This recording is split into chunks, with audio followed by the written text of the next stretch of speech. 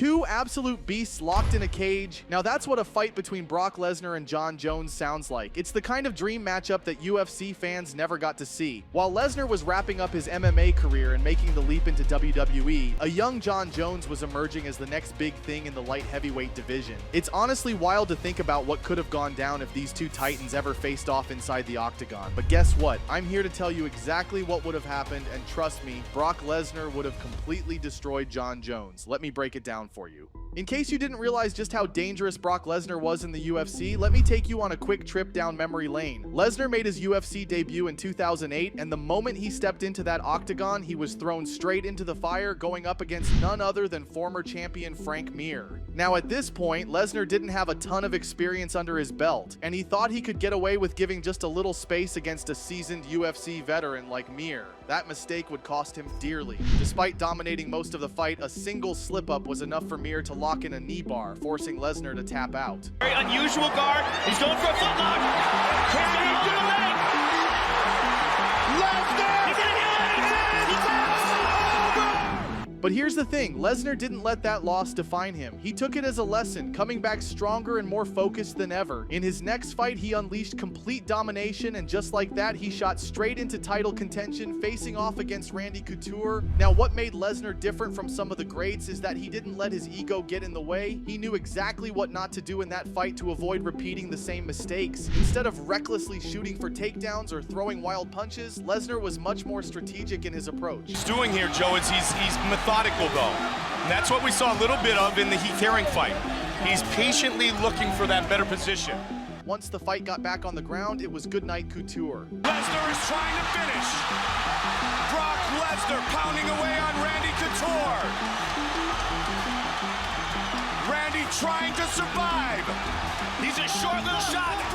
After absolutely destroying Couture, Brock Lesnar found himself with the perfect chance for redemption, a rematch with the man who submitted him in his UFC debut, Frank Mir. This time, Lesnar wasn't the same inexperienced fighter. He had learned his lessons, and the wisdom that came with experience was clear in his approach. When Lesnar shot for the takedown in the first round and got Mir on the ground, it was a completely different story. He wasn't just throwing caution to the wind like last time, he knew exactly what he was doing. Calm and collected here.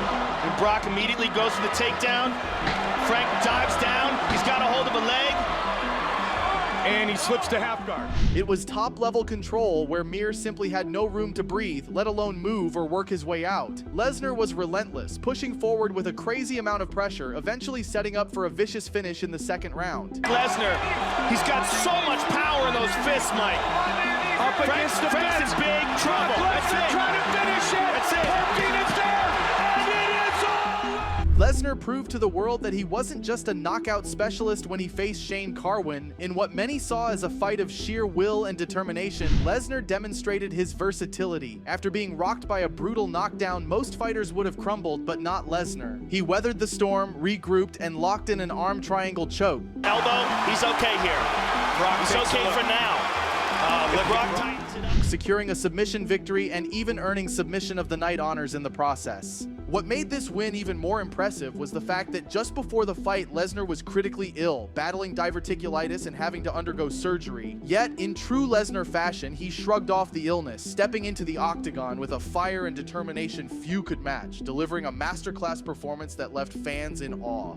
But even the indomitable Brock Lesnar couldn't escape the toll that his illness would eventually take on him. The illness caught up, and soon Lesnar found himself struggling in his next two fights, leading to a string of defeats. His career was abruptly cut short when he decided to retire from MMA, but even in his decline, Lesnar had already cemented himself as one of the most intimidating forces the sport had ever seen. Had it not been for his struggle with diverticulitis, there's little doubt that Lesnar would have continued his wrecking ball dominance. At his peak, he was a force of nature, a true powerhouse who would have crushed anyone who dared to step in the cage with him. His UFC career, though shorter than many expected, was nothing short of successful. Before the likes of Khabib Nurmagomedov and Conor McGregor took over the spotlight, it was Brock Lesnar who helped elevate the UFC to the global phenomenon it is today. He shattered records, attracted fans from around the world, and kept the spotlight on the sport. Lesnar didn't just fight in the heavyweight division. He changed the way people looked at it. He's a short little shot, and it is all over.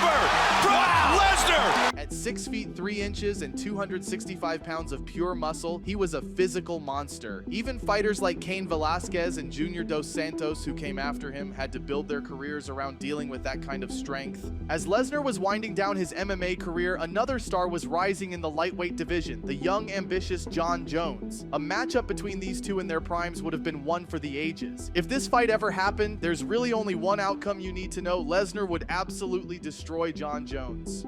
When it comes to raw power and strength, very few heavyweights come close to Brock Lesnar, and Jon Jones isn't anywhere near that list. Jones's fights tend to drag on, and it's not because he enjoys long battles, it's because he simply lacks the knockout power to finish opponents within the distance. His style relies more on strategy and technique, and while that's certainly effective, it's also what often leads to drawn-out fights. On the flip side, if Lesnar catches you with his strikes, it's game over. You don't survive a Lesnar blitz. Phoenix there, and it is all over! He's out.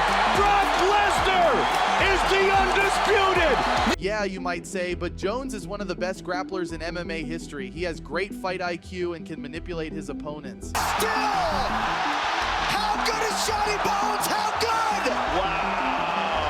He'd handle Lesnar's power just fine. I get what you're saying, but here's the thing. Lesnar's a wrestler too. He's not just some knockout artist. Before MMA, he was dominating college wrestling, winning the NCAA championship. He has a wrestling pedigree that most people, including Jones, can't even dream of. And when you combine that with his strength, that's a nightmare for anyone, including Jones. Lesnar is no slouch when it comes to grappling. With his near superhuman strength, it's hard to see any fighter being able to dominate a fully healthy Lesnar on the ground. Yes, even the great Jon Jones. This power allows Lesnar to toss around heavyweights like they're nothing, and Jones would be no exception. It might shock you to hear this, but in a hypothetical matchup, it wouldn't be Lesnar trying to take Jones down, it would be the complete opposite. Jones has never faced an opponent with the raw strength and size of Brock Lesnar. The closest he got to that kind of challenge was his proposed fight with Francis Ngannou. However, Jones never took that fight because, as a calculated fighter, he knows exactly what kind of danger he'd face when stepping into the cage with someone who has superior size and strength. You don't need to ask why Jones is avoiding a fight with Tom Aspinall, it's pretty clear. Jones tends to pick his battles carefully, and against smaller fighters, his chances of victory increase by 70%. Sure, Jon's been dominant for years, but Lesnar's power, combined with his wrestling and toughness, would overwhelm him. Brock would wear Jones down and finish the fight. I don't care how crafty Jones is, there's no escaping Brock's power. The fight wouldn't even be competitive. Lesnar would tear through him. If Jones ever found himself in the cage with a man the size and power of Lesnar, it would be a complete destruction for him, and there's no two ways about it.